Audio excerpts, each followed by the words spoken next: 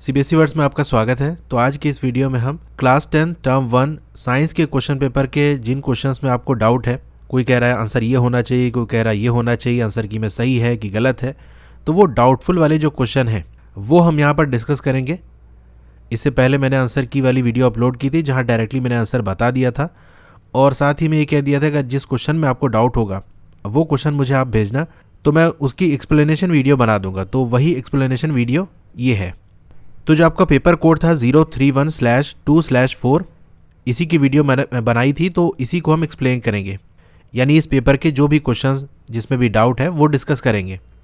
तो जैसा कि मैंने कहा था कि यह वीडियो मैथ्स के एग्ज़ाम के बाद आएगी और मुझे जाना भी पड़ गया था ज़रूरी काम से, इसीलिए मैथ के आंसर की वाली वीडियो भी नहीं अपलोड हो पाई। तो चलिए हम इसे डिस्कस कर लेते हैं। तो पहला क्वेश्चन जिस पे डाउट आया है वो 10 है। वैसे इस पे आना नहीं चाहिए, पता नहीं क्यों आया है, क्योंकि यहाँ पर कंजर्वेशन ऑफ मास और बैलेंसिंग ऑफ केमिकल इक्वेशन की बात की गई है। कौन सा स्टेटमेंट इनकरेक्ट है ये बताना था आपको। तो देखो, जो आपका ए, बी और डी वाला स्टेटमेंट है ये तो एज इट इज़ आपके बुक में लिखा हुआ है, जहाँ पर law of conservation of mass को एक्सप्लेन किया गया है, यानी ये बातें तो सही है। तो बची कौन सी बात, ये सी वाली, यही गलत होगी और ये एक्चुअली गलत है भी, कि जो आपका केमिकल कंपोजिशन होता है वो सेम नहीं रहता। क्वेश्चन नंबर 12 में डाउट आया था, इसको देख लेते हैं कि इसमें क्या कह रहा है। पहले क्वेश्चन पढ़ लेते हैं। In living organisms during respiration which of the following products are not form if oxygen is not available. Oxygen available नहीं है, इसका मतलब किस रेस्पिरेशन की बात कर रहा है? एनारोबिक रेस्पिरेशन की बात कर रहा है। तो कह रहा है एनारोबिक रेस्पिरेशन में क्या नहीं बनता। तो मैंने आपको बताया था कि कार्बन डाइऑक्साइड और वाटर नहीं बनता, ठीक है। अब डाउट ये आया था जो मुझे कमेंट में बताया गया कि लैक्टिक एसिड प्लस अल्कोहल ये भी तो नहीं बनता एनारोबिक रेस्पिरेशन में, क्योंकि आपका क्या बनता है? इथेनॉल बनता है, कार्बन डाइऑक्साइड और एनर्जी, मतलब बेसिकली प्रोडक्ट के फॉर्म में तो यही बनता है, कार्बन डाइऑक्साइड और इथेनॉल। इथेनॉल क्या है? अल्कोहल है। तो बी वाला तो बात सही है, ये बनता है। हमको बताना था कौन सा नहीं बनता, तो मैंने कह दिया था कि ए ऑप्शन इसका सही है। लेकिन लैक्टिक एसिड प्लस अल्कोहल, देखो प्लस का मतलब क्या है? ये दोनों प्रोडक्ट एक साथ बनेंगे, ठीक है। तो एनारोबिक रेस्पिरेशन में लैक्टिक एसिड प्लस अल्कोहल ये भी नहीं बनता और कार्बन डाइऑक्साइड और लैक्टिक एसिड ये भी नहीं बनता। तो ए ही ऑप्शन क्यों सही है? सी भी सही होना चाहिए, डी भी सही होना चाहिए, क्योंकि ये भी प्रोडक्ट नहीं बनते एनारोबिक रेस्पिरेशन में। तो देखो, क्वेश्चन को पहले आप ध्यान से समझो कि बात क्या कह रहा है। इन लिविंग ऑर्गेनिज्म, यानी आपको कह दिया कि हम बात लिविंग ऑर्गेनिजम्स की कर रहे हैं और कब की बात कर रहे हैं? ड्यूरिंग रेस्पिरेशन, यानी रेस्पिरेशन हो रहा है। तो ये कहानी तो आपको पहले दे दी गई है कि हम जो बात करेंगे वो रेस्पिरेशन की बात करेंगे, यानी यहाँ पर आपको जो प्रोडक्ट चूज करना है वो रेस्पिरेशनल प्रोडक्ट होना चाहिए। तो रेस्पिरेशन से बेसिकली क्या बन सकता है? आपका एनारोबिक रेस्पिरेशन होता है तो आपका इथेनॉल प्लस कार्बन डाइऑक्साइड बनता है, और मसल सेल्स के अंदर अगर ऑक्सीजन की कमी है तो आपका फिर लैक्टिक एसिड बनता है, और एरोबिक रेस्पिरेशन के अंदर आपका कार्बन डाइऑक्साइड और वाटर बनता है, ठीक है। तो हमको नहीं वाला चूज करना था, तो ये तो बनता है, पहला वाला तो गलत हो गया। अगर ऑप्शन में सिर्फ आपको लैक्टिक एसिड होता तो वो भी सही होता, कार्बन डाइऑक्साइड प्लस वाटर होता तो ये सही होता। तो लैक्टिक एसिड तो ऑप्शन में दिया नहीं था, सिर्फ हमको कार्बन डाइऑक्साइड प्लस वाटर दिया था। जैसे मैं आपको एग्जांपल से बताऊं कि मैंने कहा कि एक स्टूडेंट है, वो मैथ्स में क्या हो गया है? फेल हो गया है। तो बताओ उसके मार्क्स क्या नहीं हो सकते? पहला ऑप्शन में मैंने दे दिया आपको 10, दूसरे में 5 दे दिया, तीसरे में 90 दे दिया, और फोर्थ में मैं कह दिया कि उसका साइंस में 80 मार्क्स हैं, ठीक है। तो वो मैथ में फेल है, तो क्या मार्क्स नहीं हो सकते? भाई 10 तो हो सकता है, क्योंकि 10 मार्क्स पाएगा तो फेल होगा ही 100 में, और 5 पाएगा तो भी फेल होगा। 90 पाया होगा तब वो फेल नहीं हो सकता, ठीक है। यानी उसका 90 मार्क्स तो नहीं रहा होगा अगर वो फेल है। लेकिन आप कहो कि 90, हाँ बात ठीक है, लेकिन 80 वाला भी तो सही होना चाहिए, क्योंकि अगर 80 मार्क्स पाएगा तो भी वो फेल नहीं होगा। लेकिन ये 80 हमको साइंस का दिया हुआ है और बात हमारी मैथ के कॉन्टेक्स्ट में की जा रही है, ठीक है। उसी तरीके से यहाँ पर रेस्पिरेशन की बात की जा रही है, तो जो भी हम ऑप्शन चूज करेंगे वो रेस्पिरेशन का ही प्रोडक्ट होना चाहिए, ठीक है, रेस्पिरेशनल प्रोडक्ट। इसीलिए हमने उस रेस्पिरेशनल प्रोडक्ट को चूज किया और वही हमको चूज करने को कहा था जो कि एनारोबिक रेस्पिरेशन में नहीं बनता। तो कार्बन डाइऑक्साइड और वाटर नहीं बनता क्योंकि ये एरोबिक में बनता है। क्वेश्चन नंबर 15 की बात कर लेते हैं। भाई इसमें कैसे डाउट आ गया? देखो, ये ए से आपको क्या शो कर रहा है? ये डायाफ्राम है, तो आपको ए का रोल बताना था कि क्या रोल रहता है। पहला इसमें ये था statement, it helps to decrease the residual volume of the air in the lungs. तो मैंने आपको line by line NCERT explanation में ये अच्छे से समझाया था कि रेसिडुअल वॉल्यूम होता क्या है, और इस तरह से मैंने आपको बताया था कि मान लो ये लंग्स है, आपने सांस ली, 100% आपको एयर अंदर गई, तो जब बाहर निकलेगी तो पूरी 100 नहीं निकलेगी, लेट सपोज 80% निकली, तो ये जो 20% है वो यहीं पर रह जाएगी, यानी बच गई। ब्रीद इन और ब्रीद आउट में ये वाली जो परसेंट है, ये जो अमाउंट है वो अपना फिक्स रहेगी, ताकि रेस्पिरेशन वाला जो प्रोसेस है वो रुके ना, वो चलता रहे। तो डायाफ्राम चाहे नीचे जाए या ऊपर जाए, दोनों केस में रेसिडुअल वॉल्यूम फिक्स रहता है। तो कह रहा है इसको डिक्रीज करने का काम करता है, तो ये बात तो गलत हो गई। जब हम सांस लेते हैं तो ये क्या होता है, नीचे की तरफ आता है, और जब नीचे की तरफ आता है, जब देखो ऊपर रहता है तो ऐसे गोल टाइप का रहता है, जब नीचे जाता है थोड़ा सा फ्लैट हो जाता है। तो जब हम सांस लेते हैं, इनहेल करते हैं, तो ये फ्लैट हो जाता है, बात ये सही है। यहाँ पे कह रहा है जब इनहेल करते हैं तो ये ऊपर उठ जाता है, नहीं, जैसे मैंने बताया कि नीचे की तरफ जाता है, तब फ्लैट होता है और तभी एयर अंदर जाती है। तो थर्ड वाली बात गलत है। जब ये नीचे जाएगा तो जिस कैविटी के अंदर, जिस खाली जगह के अंदर लंग्स है वो बड़ी हो जाएगी, ठीक है, तो चेस्ट कैविटी लार्जर हो जाएगी, इसमें मदद करता है, क्योंकि जब वो नीचे जाता है। तो फोर्थ वाला बात भी सही है, सेकंड और फोर्थ, तो इसका ए ऑप्शन सही है, जैसा कि मैंने आपको बताया था। अब जिसने ये क्वेश्चन भेजा था उसमें ये नहीं बताया था कि इसका कौन सा ऑप्शन उसके हिसाब से सही होना चाहिए, तो मैंने ये पूरा चीज़ एक्सप्लेन कर दी। बाकी 16 की बात कर लेते हैं। देखो इसमें ऐसा कोई डाउट वाली बात नहीं है। अगर एनसीईआरटी बुक के डायग्राम आपने देखा होगा तो ये जो डायग्राम आपको दिया है ये क्लोज स्टोमेटा का दिया हुआ है, ठीक है। इस कंडीशन में स्टोमेटा क्लोज है। वैसे आप पहली बार इसको देखे होगे या बुक में ध्यान न दिया होगा तो आपको लगेगा यहाँ पर देखो ऐसे दिख रहा है ये ओपन, तो ओपन नहीं है, ये क्लोज स्टोमेटा है। और क्लोज कब होता है, जब गार्ड सेल जो इसके आसपास देख रहे हो ना, ये गार्ड सेल है, इनसे वाटर बाहर निकल जाता है। तो यही ऑप्शन सही होगा। Large amount of water flows out from the guard cell, guard cell से पानी निकल गया है, जिसकी वजह से श्रिंक कर जाते हैं, सिकुड़ जाते हैं और वो स्टोमेटा को क्लोज कर देते हैं। तो ए वाले में कह रहा था फ्लोज इनटू, यानी पानी अंदर चला गया है। देखो चला जाएगा तो स्टोमेटा ओपन हो जाएगा, वो स्वेल कर जाएगा वो। तो यहाँ पर क्लोज दिया हुआ है, और क्लोज है तो एक्सचेंज भी नहीं होगा गैसेस का, ठीक है, इस कंडीशन में, और शुगर कलेक्शन भी नहीं होता, तो ये बात भी गलत है। इसका सी ही ऑप्शन सही है।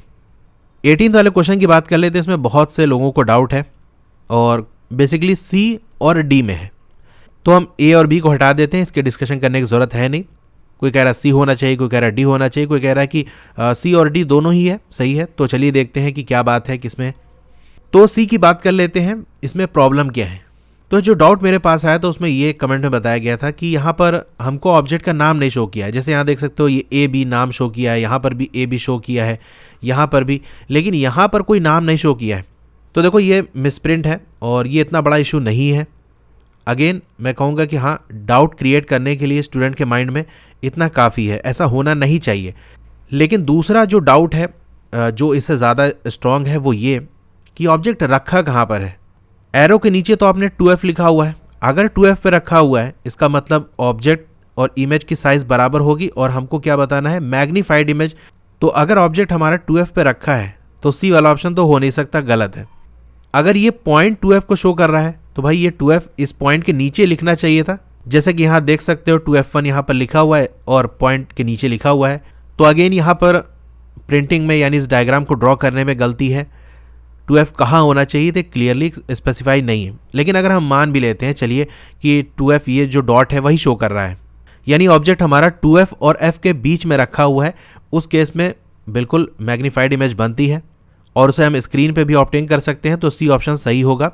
लेकिन सवाल ये है कि जो लोग डी ऑप्शन को करेक्ट कह रहे हैं वो डी को सही क्यों कह रहे हैं। अब आप कहोगे डी में मैग्नीफाइड इमेज बन रही है और रियल एंड इन्वर्टेड बन रही है। तो यहाँ देखो हमको रियल लाइफ सिचुएशन दिया है, एक स्टूडेंट है, उसे एक मैग्नीफाइड इमेज चाहिए, एक ऑब्जेक्ट है ए बी की, स्क्रीन पे चाहिए, ठीक है, इतनी बात है। यानी रियल में हम उस एक्सपेरिमेंट को परफॉर्म कर रहे हैं। जो आपने बुक में पढ़ा है वो थ्योरेटिकल एस्पेक्ट है, यानी बिल्कुल आइडियल कंडीशन आपने पढ़ी है कि ऐसा होता है अगर ऑब्जेक्ट हमारा 2F पे F पे रखा है, फोकस पे रखा है, तो उस केस में जो आपका कॉन्वेक्स लेंस है वो इमेज बनाएगा इन्फिनिटी पे, ठीक है। अब ये जो इमेज बनेगी उसे आप रियल लाइफ में स्क्रीन पे ऑब्टेन कभी नहीं कर सकते।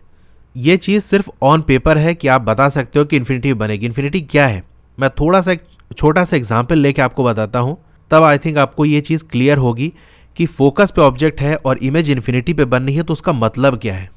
तो एक कंडीशन हम ले लेते हैं, लेट सपोज हमको फोकल लेंथ 10 सेंटीमीटर दी हुई है, ठीक है। ऑब्जेक्ट हम कहाँ रख रहे हैं, फोकस से बिल्कुल करीब रख रहे हैं, थोड़ा सा पीछे। कितना थोड़ा, कि जो ऑब्जेक्ट डिस्टेंस आपकी है वो है 10.00001 सेंटीमीटर, बिल्कुल फोकस से करीब है, एग्जैक्ट फोकस पे नहीं, फोकस से करीब है बिल्कुल। अब लेंस फॉर्मूले में आप वैल्यू पुट करो, क्या होगा 1/v is equal to 1/f plus 1/u। Focus की वैल्यू आपकी पॉजिटिव में रहेगी, कॉन्वेक्स लेंस है तो 1/10 हो जाएगा। ऑब्जेक्ट डिस्टेंस आपका ऑब्जेक्ट लेफ्ट साइड में रखा है, निगेटिव हो जाएगा यानी माइनस हो जाएगा 1/10.00001। ठीक है, इसको जब आप सॉल्व करोगे तो आपको v की वैल्यू जानते हो कितनी आएगी, 100 किलोमीटर्स। ठीक है, यानी हमने एग्जैक्ट फोकस पे नहीं रखा, लेकिन इमेज कहाँ बनेगी, 100 किलोमीटर्स। अब इसी को हम ऑब्जेक्ट डिस्टेंस को और करीब लेते जाएंगे, यानी हमने ले लिया 10 पॉइंट, यहाँ मैंने 4 जीरोज लगाए थे ना, आप ऐसे 40 जीरोज लगा दो और उसके बाद लास्ट में 1 लिख दो, तो आपकी वैल्यू कितनी हो जाएगी, 10⁻20 किलोमीटर्स। अब यहाँ पर इतनी दूर आपका स्क्रीन रखना पॉसिबल है, उसको छोड़ो, इतना ही देख लो कि 100 किलोमीटर दूर स्क्रीन हम रख रहे हैं, क्या ये पॉसिबल है ये एक्सपेरिमेंट करना? क्या 100 किलोमीटर दूर जाके इमेज बन पाएगी? ये उस केस में है जब फोकस के करीब है, फोकस पे रख देंगे तो इमेज वहाँ बनेगी जहाँ पर आप स्क्रीन रख ही नहीं सकते, पॉसिबल ही नहीं है। ये सिर्फ ऑन पेपर होता है कि हाँ इन्फिनिटी बनेगी। इन्फिनिटी क्या है, 1000 किलोमीटर, करोड़ों किलोमीटर कितना है कोई डिफाइन नहीं कर सकता। लाइट ईयर्स में मेजर करोगे, यूनिवर्स छोटा पड़ जाएगा आपको इन्फिनिटी को कैलकुलेट करने में। तो यहाँ पर आपको रियल लाइफ सिचुएशन दी गई थी, वहाँ पर आप स्क्रीन पे ऑब्टेन नहीं कर सकते, प्रैक्टिकली आप स्क्रीन पे ऑब्टेन नहीं कर सकते। ऑन पेपर भले ही आप शो कर दो इन्फिनिटी पे होगा, क्योंकि वहाँ पर आपको सिर्फ लिखना होता है कि इन्फिनिटी बनेगी। जब रियल में आपको एक्सपेरिमेंट करना पड़ेगा तो वहाँ स्क्रीन आप नहीं रख सकते। तो डी ऑप्शन तो बिल्कुल गलत है, हो ही नहीं सकता। तो इसलिए आपका सी ही ऑप्शन सही होगा। हाँ मैं मानता हूँ इसमें बहुत सी गड़बड़ी है, जैसे ये आपको 2f यहाँ पर इसको लिखना चाहिए था ताकि ये क्लियर होती, और ए भी करना चाहिए था, लेकिन ये मिस्टेक है और इसको कॉमन सेंस लगा के समझा जा सकता था, क्योंकि ए बी और डी तो नहीं हो सकता। लेकिन फिर भी मैं कहूँगा कि अगर कोई ऐसी चीज़ जो कि डाउट क्रिएट कर दे माइंड में, ऐसा क्वेश्चन नहीं देना चाहिए था। और इसलिए जिसने सी ऑप्शन सेलेक्ट किया है या जिसने डी किया है, सिर्फ इस कन्फ्यूजन की वजह से दोनों को ही मार्क्स मिलने चाहिए। अब क्वेश्चन नंबर 28 की बात कर लेते हैं। देखो इसको तो मैंने एक्सप्लेन किया भी था, क्योंकि यहाँ पर कोई भी आंसर मैच नहीं कर रहे थे, सारे ही ऑप्शन गलत है। तो फिर भी आपके जो आंसर की है उसमें सी दिया हुआ है, लेकिन कोई भी ऑप्शन इसमें करेक्ट नहीं है, तो यहाँ पर बोनस मार्क्स मिलने चाहिए। यानी जिसने कोई भी ऑप्शन टिक किया है उसे भी मिलना चाहिए, और जिसने कोई भी ऑप्शन सेलेक्ट नहीं किया उसे भी मिलना चाहिए मार्क्स, क्योंकि करेक्ट ऑप्शन इसमें से कोई भी नहीं है। अब क्यों नहीं है इसको थोड़ा समझ लेते हैं। तो इसका डॉट स्ट्रक्चर बनेगा कैसे, ये आपने सीखा होगा। आपका जो कैल्शियम होता है उसकी वैलेंसी 2 होती है, यानी इसका हम इलेक्ट्रॉनिक कॉन्फ़िगरेशन की बात करें तो 2,8,8,2 होता है, यानी 2 वाला ये बच जाता है एक्स्ट्रा। वहीं क्लोरीन की बात कर लेते हैं तो इसमें क्या होता है, इसकी वैलेंसी 1 होती है। कैल्शियम के पास 2 इलेक्ट्रॉन एक्स्ट्रा होते हैं, क्लोरीन को 1 इलेक्ट्रॉन की कमी होती है अपना ऑक्टेट पूरा करने के लिए। तो जैसा कि यहाँ पर दिया हुआ है 2 क्लोरीन है, यानी कैल्शियम क्या करेगा, बेसिकली 2 क्लोरीन को अपना 1-1 इलेक्ट्रॉन दे देगा। ठीक है, इसके बाद 2 एक्स्ट्रा है तो 1 इसको दे देगा और 1 इसको दे देगा। तो क्लोरीन को 1 चाहिए, इस क्लोरीन का भी काम हो गया, इसका भी काम हो गया। लेकिन जब कैल्शियम देगा अपना इलेक्ट्रॉन, तो अभी क्या था, ये न्यूट्रल था, यानी प्रोटॉन जो है पॉजिटिव चार्ज है और जो इलेक्ट्रॉन है यानी निगेटिव चार्ज है, ये बराबर थे। इलेक्ट्रॉन दे दिया तो अब क्या होगा, पॉजिटिव चार्ज इसके ज़्यादा हो गए, इलेक्ट्रॉन की कमी हो गई। अब इसीलिए हम इस पर 2 पॉजिटिव चार्ज लगाते हैं कि इसने 2 इलेक्ट्रॉन अपने दे दिए, तो पॉजिटिव चार्ज इसके अब ज़्यादा हो गए, इलेक्ट्रॉन दे दिया तो कम हो गया। क्लोरीन क्या है, इसको 1 इलेक्ट्रॉन मिल गया है, तो पहले तो ये बराबर था इलेक्ट्रॉन प्रोटॉन, लेकिन अब इसके पास 1 एक्स्ट्रा इलेक्ट्रॉन है, यानी 1 एक्स्ट्रा निगेटिव चार्ज है। तो ये चार्ज हमको शो करना होता है। तो जब हम स्ट्रक्चर बनाते हैं तो हम ऐसे लिखेंगे कि आपका जो कैल्शियम है इस पर 2 पॉजिटिव चार्ज होगा, प्लस आपका जो ये क्लोरीन है, बाकी ये डॉट लगा के स्ट्रक्चर बना सकते हो इस तरह से। ठीक है, और ये क्रॉस से शो कर देते हैं उस इलेक्ट्रॉन को जो कि कैल्शियम ने दिया है, और ऐसे हम बंद करेंगे और उस पर एक निगेटिव चार्ज शो करेंगे। और क्योंकि 2 क्लोरीन था इसलिए हम यहाँ पर 2 लगा देंगे। ये है करेक्ट डायग्राम। अब मैच करा लो, किसी में ऑप्शन मैच कर रहा है, ए वाले में यहाँ 2 निगेटिव चार्ज ऊपर है तो ये गलत हो गया। बी की बात कर लेते हैं, यहाँ कोई निगेटिव चार्ज नहीं शो कर रहा है, ये भी गलत हो गया। सी में भी कोई निगेटिव चार्ज शो नहीं कर रहा है, ये भी गलत हो गया। और डी में यहाँ निगेटिव चार्ज तो शो कर रहा है, लेकिन यहाँ पर एक ही पॉजिटिव है, कैल्शियम ने तो 2 इलेक्ट्रॉन दिए हैं, इसके बाद 2 पॉजिटिव होगा, तो कोई भी ऑप्शन सही नहीं है। आंसर की मैं आपका सी शो किया है, वो इस केस में हो सकता है कि आपका जो नेगेटिव चार्ज है वो मिसप्रिंट हो गया हो, यहाँ लगा देता या यहाँ लगा देता, बट जब यहाँ पर नहीं लिखा हुआ है तो ये डाउट क्रिएट कर सकता है, कोई ऐसे कैसे समझ सकता है क्या मिसप्रिंट हुआ है क्या नहीं। इसलिए इस क्वेश्चन के अंदर सबको मार्क्स मिलने चाहिए। इससे आप सेटिस्फाई नहीं हो तो मैं आपको दिखा देता हूँ कि आपके बुक में भी ऐसा दिया हुआ है। ये देखो आप मैग्नीशियम का यहाँ पर क्या है Mg2+ और ये क्लोरीन है, यहाँ निगेटिव लिखा हुआ है, ठीक है, ये देख सकते हो निगेटिव चार्ज ये बना हुआ है, यहाँ पर 2 लिखा हुआ है। बिल्कुल सेम ही बनेगा आपका कैल्शियम का भी, क्योंकि मैग्नीशियम का भी क्या होता है 2 वैलेंसी होती है 2, और कैल्शियम की भी वैलेंसी 2 होती है, बाकी क्लोरीन तो सेम है, बिल्कुल एज इट इज सेम यही स्ट्रक्चर बनेगा, बस मैग्नीशियम की जगह कैल्शियम हो जाएगा और 2 पॉजिटिव जैसे मैंने आपको बताया था, और इस तरह से करके क्लोरीन और ये डॉट वगैरह लगा के निगेटिव और ये 2। ऐसा तो कोई ऑप्शन नहीं शो किया गया है। यहाँ भी मैं आपको दिखा देता हूँ, देखो मैग्नीशियम का आपको बुक में दिया हुआ है, यहाँ पर इसके वैलेंस इलेक्ट्रॉन आउटरमोस्ट में कितने हैं 2 है, और कैल्शियम का आपको क्वेश्चन पेपर में दिया हुआ था, यहाँ पर भी देख सकते हो इसके आउटरमोस्ट शेल में 2 हैं, तो सेम बिल्कुल डॉट स्ट्रक्चर बनेगा। क्वेश्चन नंबर 33 की बात कर लेते हैं। इसमें देखो आंसर की में बी दिया हुआ है और जो कि सही है। अब आपका डाउट क्या है कि ए होना चाहिए, क्यों होना चाहिए? तो देखो ये बात तो क्लियर है कि असर्शन भी सही है और रीज़न भी सही है, दोनों बात तो सही है, यानी डाउट सिर्फ ए ऑप्शन होगा या बी होगा, कि आपका रीज़न ये ए वाले को एक्सप्लेन कर रहा है, इसी का रीज़न है या नहीं, बस यही डाउट है ना। तो देखो रीज़न में क्या लिखा होना चाहिए ए वाला ऑप्शन सही होने के लिए। Nitrogen is an essential element for the plant growth, बात सही है। अब रीज़न में इसका रीज़न लिख देता कि प्लांट की ग्रोथ के लिए नाइट्रोजन क्यों ज़रूरी है, नाइट्रोजन क्या काम करता है, ये रीज़न में होता तो बात सही थी। दूसरा जो स्टेटमेंट है यानी इसी असर्शन का दूसरा पार्ट ये है कि नाइट्रोजन किस तरह से लिया जाता है, is taken up by the plant in the form of organic nitrates और नाइट्राइट, यानी जो नाइट्रोजन हासिल किया जाता है वो नाइट्रेट्स और नाइट्राइट्स के फॉर्म में किया जाता है। तो रीज़न में आपके ये लिखा होना चाहिए कि नाइट्रेट्स और नाइट्राइट्स के फॉर्म में ही क्यों नाइट्रोजन लेता है, जबकि यहाँ स्टेटमेंट क्या लिखा हुआ है कि सॉइल क्या होता है, सबसे करीब होता है और रिचेस्ट सोर्स होता है रॉ मटेरियल का, जैसे कि नाइट्रोजन, फॉस्फोरस और दूसरे मिनरल हो गए। तो ये असर्शन को एक्सप्लेन नहीं कर रहा है, क्योंकि सॉइल करीब है, सॉइल में मिनरल ज़्यादा है, इसीलिए सॉइल से ले लेता है। तो नाइट्रोजन तो आपके एटमॉस्फेयर में भी प्रेजेंट है, आपको ये बताना है कि एटमॉस्फेयर वाली नाइट्रोजन क्यों नहीं लेता और सॉइल से ही क्यों नाइट्रोजन लेता है। रीज़न में ये लिखा होना चाहिए। जैसे मान लो आपका ये घर है और एक स्कूल आपके यहाँ पर है और एक स्कूल यहाँ पर है, दोनों की दूरी बराबर है, ठीक है। अब आपने ये वाले स्कूल में एडमिशन लिया, मैंने आपसे पूछा है कि बताओ इसमें एडमिशन क्यों लिया, तो आप कहोगे करीब है, करीब तो ये भी है, आपको दूसरा रीज़न देना पड़ेगा कि आप ये कह सकते हो यहाँ पढ़ाई अच्छी होती है या और भी जो भी रीज़न हो। तो नाइट्रोजन एटमॉस्फेयर में भी प्रेजेंट है, वो भी करीब है, सॉइल में है वो भी करीब है, नाइट्रोजन एटमॉस्फेयर में भी अच्छी खासी अमाउंट में है, सॉइल से ही क्यों लेता है। तो देखो इसका आंसर मैंने आपको एक्सप्लेन किया था जब मैंने आपको चैप्टर पढ़ाया था, तो ट्रांसपोर्टेशन वाले में मैंने डिटेल में बताया था, पूरा एनिमेशन से दिखाया था कि किस तरीके से मिनरल ट्रांसपोर्ट होते हैं। और नाइट्रेट्स और नाइट्राइट्स क्या है, ये आपके आयंस हैं, यानी आपका NO3 और निगेटिव NO2 निगेटिव इस फॉर्म में रहते हैं। तो सवाल ये है कि आयंस के फॉर्म में क्यों लेते हैं, डायरेक्टली जो एटमॉस्फेयर में प्रेजेंट है N2 इस फॉर्म में क्यों नहीं लेते, ठीक है। तो वहाँ मैंने वीडियो में एक्सप्लेन किया था कि आयंस आपकी हेल्प करता है वाटर के ट्रांसपोर्ट में, इसीलिए आयंस के फॉर्म में लेते हैं और ये आयंस ही वाटर के अंदर सॉल्युबल होते हैं, तो ये हेल्प करते हैं। तो अब हम ये समझते हैं कि आंसर को कैसे सही सेट किया जा सकता था आपके हिसाब से।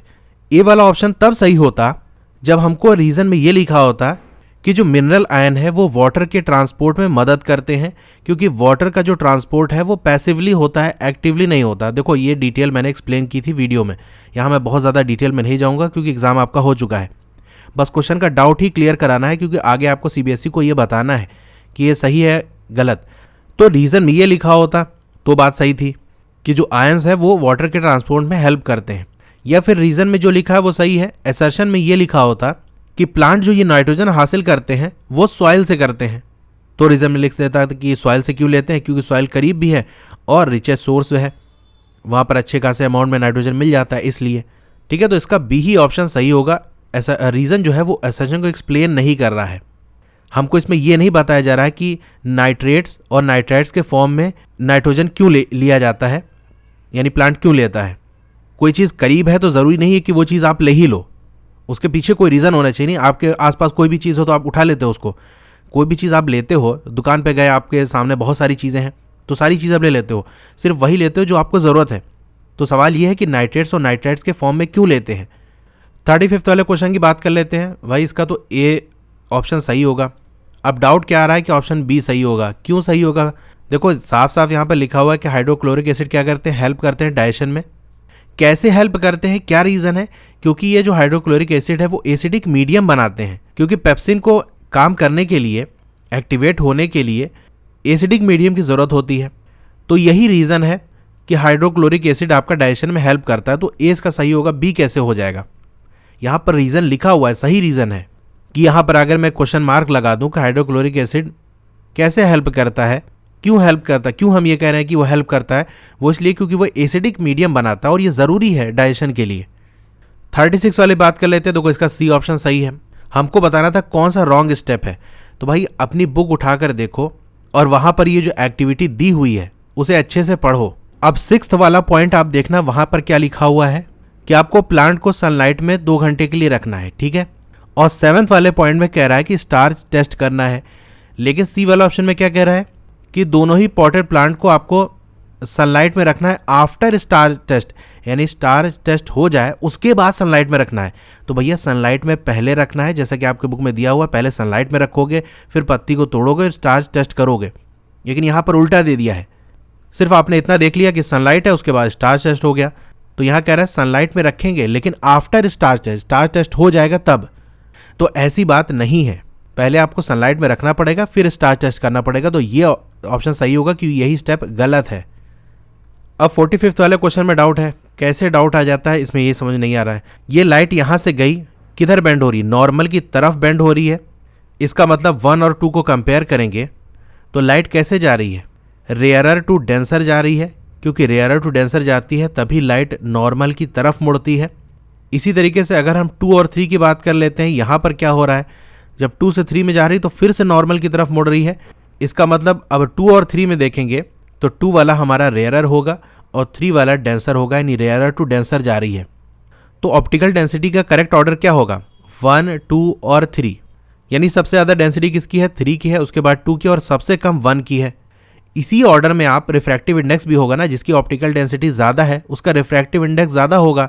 तो रिफ्रैक्टिव इंडेक्स को आपको n से शो किया है, यानी n1, n2 और n3 की हम बात कर लेते हैं तो सबसे ज़्यादा n3 का होगा, और उसके बाद n2 का होगा, उसके बाद n1 का। तो डी वाला ऑप्शन सही होगा, रिलेशन सही है, n3 ज़्यादा है n1 से। यहाँ भी यही लिखा हुआ है ना, n3 ज़्यादा है n1 से। तो डाउट तो आना नहीं चाहिए ये।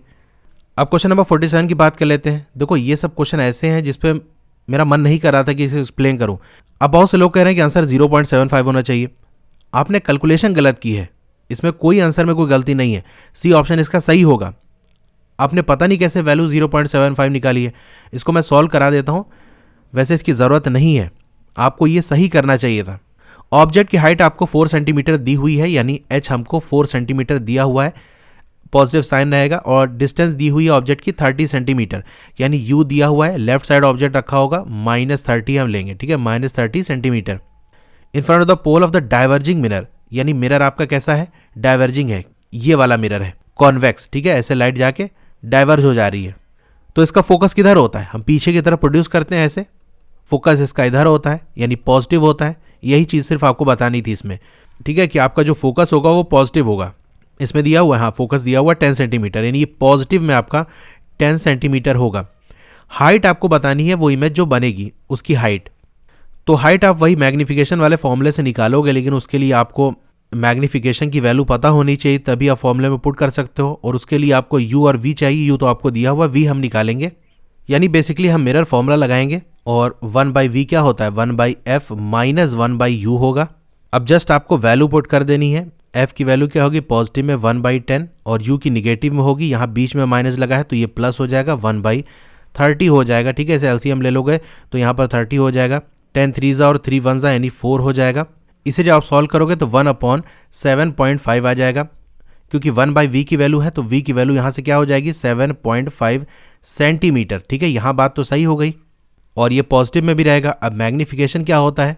-v/u होता है, तो माइनस हम यहाँ लगाएंगे। v की वैल्यू हमारी 7.5 है और u हमारा निगेटिव में है, यानी -30 है। ये माइनस और माइनस चला जाएगा, पॉजिटिव हो जाएगा ये। और इसे सॉल्व करेंगे तो हमारी m की वैल्यू 1/4 आ जाएगी, ठीक है। ये मैग्नीफिकेशन हमारा हो गया। अब इसका जो फॉर्मूला होता है दूसरा, वो क्या होता है? h'/h, यानी height of the image upon height of the object. तो बस h' हमको निकालना है। h हमको क्या दिया हुआ है? यहाँ पर देख सकते हो 4 सेंटीमीटर, तो हमने यहाँ 4 लिख दिया, ठीक है। ये वैल्यू किसके बराबर है? 1/4 के, ये 4 इधर जाएगा, h डैश हमारा क्या हो जाएगा 4/4 जो कि कैंसिल होकर हमारा 1 हो जाएगा 1 सेंटीमीटर। तो सी ऑप्शन सही है। डी कैसे हो गया? बस आपने v की वैल्यू निकाल दी और उसी से देख लिया कि 0.75। तो ऐसा नहीं करना है, आपको ध्यान से करना है। क्वेश्चन नंबर 53 डिस्कस कर लेते हैं। इसमें क्या डाउट है? The hemodialyser has semi permeable lining of the tube which helps to. तो बेसिकली इसका ऑप्शन आपका सी सही है, लेकिन कुछ लोग कह रहे हैं कि बी ऑप्शन सही होना चाहिए, to filter nitrogenous waste from the dialysing solution. थोड़ा सा इस मैकेनिज्म को हम समझते हैं। यहाँ पर देखो केस स्टडी दी हुई है, यहाँ एक्सप्लेन किया गया है, यहाँ पर डायग्राम आपको बनाया गया है। तो ये जो आपका है ना, ये पूरा जो सेटअप है, जो मशीन है, इसी को हम हीमोडायलाइजर कहते हैं। थोड़ा सा इसकी वर्किंग में समझते हैं, तभी इस क्वेश्चन को हम अटेम्प्ट कर पाएंगे। अब इसमें क्या होता है, बेसिकली एक टैंक होता है जिसके अंदर डायलाइजिंग सोल्यूशन भरा होता है।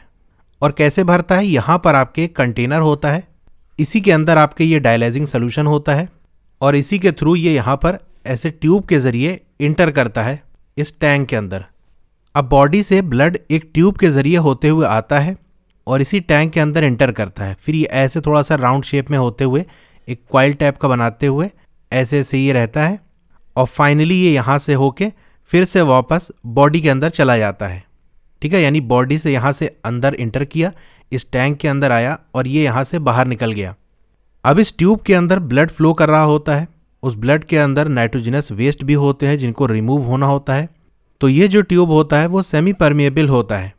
कहने का मतलब ये है कि जैसे मैं ट्यूब ड्रॉ करूँ तो इसका ऐसे नहीं होता पाइप, बल्कि इसमें बीच बीच में ऐसे गैप रहता है, बहुत छोटा छोटा, इतना छोटा रहता है कि जो ब्लड के पार्टिकल्स हैं, यानी जो काम की चीज़ें हैं, वो ना निकल पाएँ। ठीक है, वो मान लो इतनी बड़ी बड़ी हैं और जो वेस्ट मटेरियल हैं उनके मॉलिक्यूल बहुत छोटे छोटे हैं।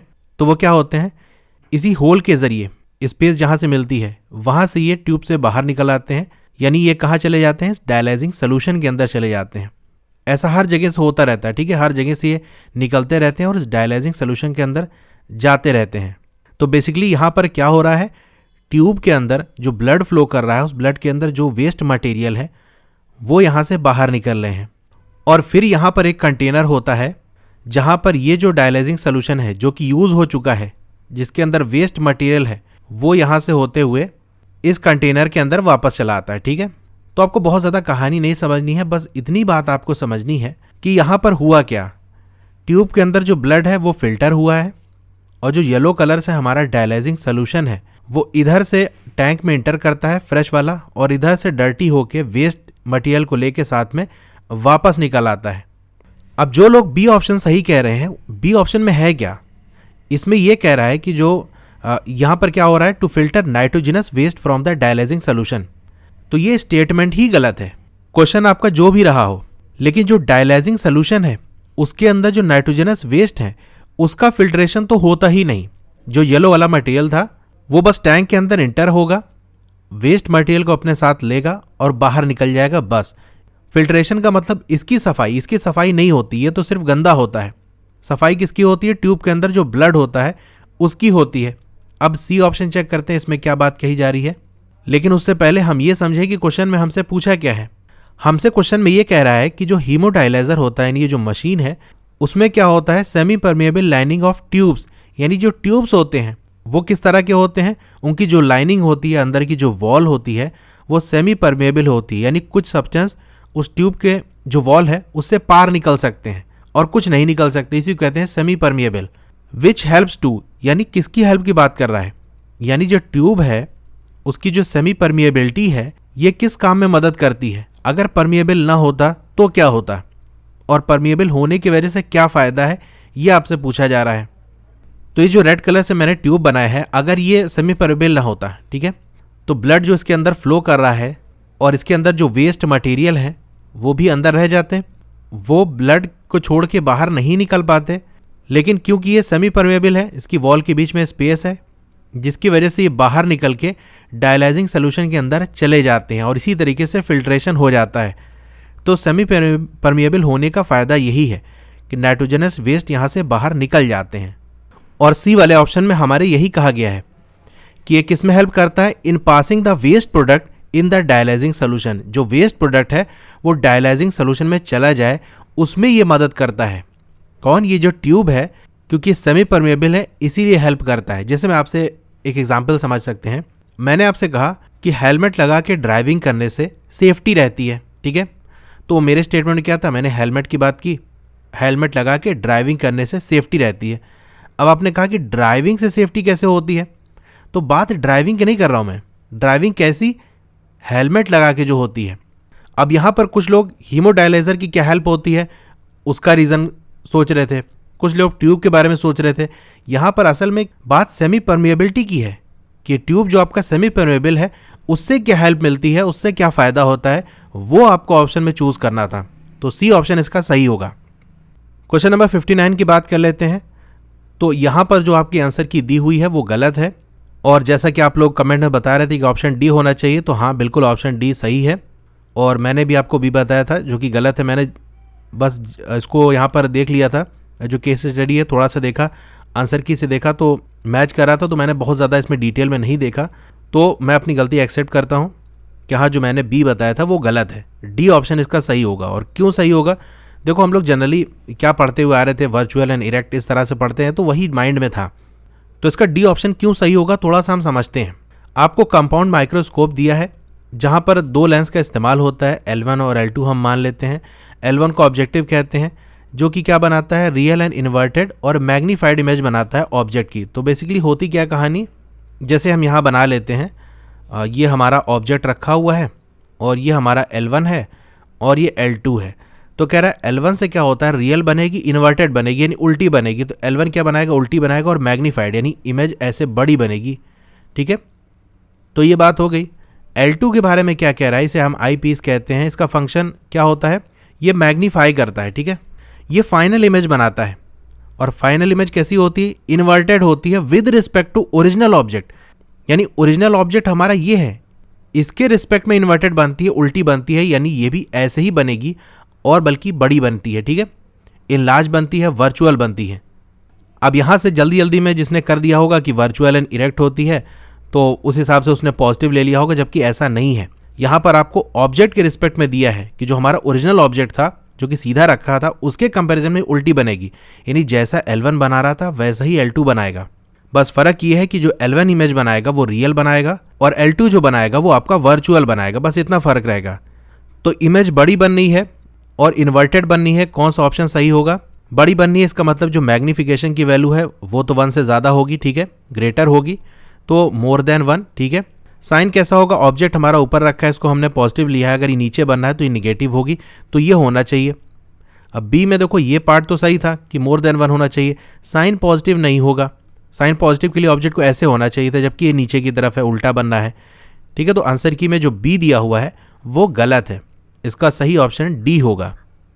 तो अब फाइनली हम बात कर लेते हैं कि कौन से क्वेश्चन है जिसको आपको सीबीएसई के सामने रखना है। मैं भी अपने तरफ से ये बात उठाऊंगा कि ये जो आपके आंसर की है वो गलत है।